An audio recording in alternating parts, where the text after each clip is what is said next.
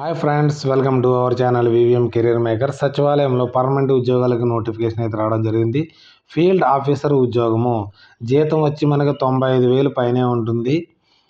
No fee, ఎటువంటి fee లేదు. Age, అర్హత, ఎంపిక విధానం, ఫుల్ డీటెయిల్స్ చెప్పే ముందు మన ఛానల్ని లైక్ చేయండి, సబ్స్క్రైబ్ చేసుకోండి, షేర్ చేయడం మాత్రం మర్చిపోకండి.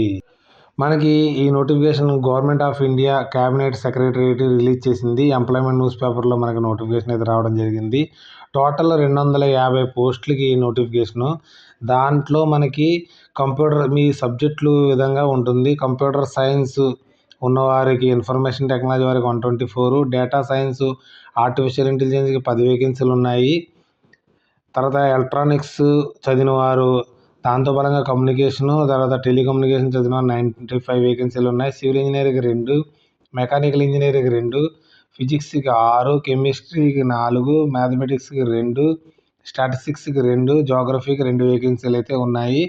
మనకి ముందర ఇక్కడ ఆఫ్లైన్ మోడ్లో అయితే మనం పంపించవలసి ఉంటుంది కాబట్టి ఇక్కడ అప్లికేషన్ ఇవ్వడం జరిగింది. A4 పేపర్లో మీరు డౌన్లోడ్ చేసుకుని application for the post of deputy field officer technical cabinet secretary, మరి స్పెషలిస్ట్ సబ్జెక్టులు ఉంటే బీఈ బీటెక్ ఉన్న ఇక్కడ ఎంటర్ చేయవలసి ఉంటుంది. లేదా గేట్ స్కోర్ కార్డ్ ఉంటుంది. తర్వాత మీ పేరు, తర్వాత ఫస్ట్ నేము, మిడిల్ నేము, లాస్ట్ నేమ్ ఎంటర్ చేయవలసి ఉంది. Nationality, gender, corresponding address, native place, mobile number, email ID fill చేయవలసి ఉంటుంది. ఇదన్నీ నార్మల్గా ఉంటాయి. తర్వాత వచ్చి మనకి father name, mother name, date of birth, age on మనకి 14/12/25 నాటికి మీ ఏజ్ ఎంత ఉందో అది రాయవలసి ఉంటుంది. తర్వాత మీరు ఏ కేటగిరీలోకి వస్తారనేసి దాన్ని ఫిల్ చేయవలసి ఉంటుంది. తర్వాత మీరు సెంట్రల్ గవర్నమెంట్ ఎంప్లాయీస్ అయితే ఎక్స్ సర్వీస్ మెన్స్ అయితే ఎక్స్ సర్వీస్ మెన్ ఇక్కడ ఎన్ని సంవత్సరాలు అయిందని ఇవ్వాల్సి ఉంటుంది. మీరు మ్యారీడ్ అయితే మ్యారీడ్, మీ సుపియస్ అంటే మీ వైఫ్ అయితే వైఫ్, హస్బెండ్ అయితే హస్బెండ్, రిలీజియన్ ఏ రిలీజియన్ నుంచి, నేషనాలిటీ ఏదనేసి ఇక్కడ ఫిల్ చేయవలసి ఉంటుంది. అకాడమిక్ క్వాలిఫికేషన్ ఇక్కడ రాయవలసి ఉంటుంది మీకు.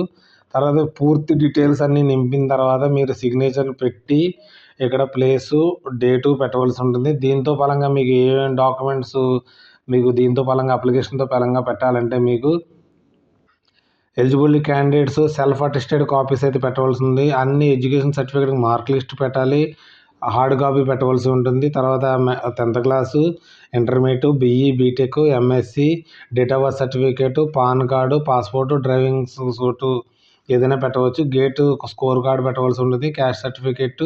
తర్వాత మీరు ఎంప్లాయ్ అయితే ఎన్ఓసి సర్టిఫికేట్ పెట్టవలసి ఉంటుంది.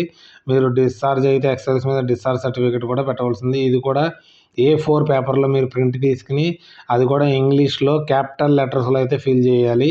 ఫిల్ చేసిన తర్వాత ఒక ఎన్వలప్ ఒకటి తీసుకున్న తర్వాత ఇక్కడ 2 అడ్రస్ ఎన్వలప్ మీద రాయాలి. 2 అడ్రస్ ఏం రాయాలంటే post bag number 001 Ludhiana road, head post office, న్యూఢిల్లీకి దీన్ని పంపించవలసి ఉంటుంది. ఇక్కడ అడ్రస్ రాయండి.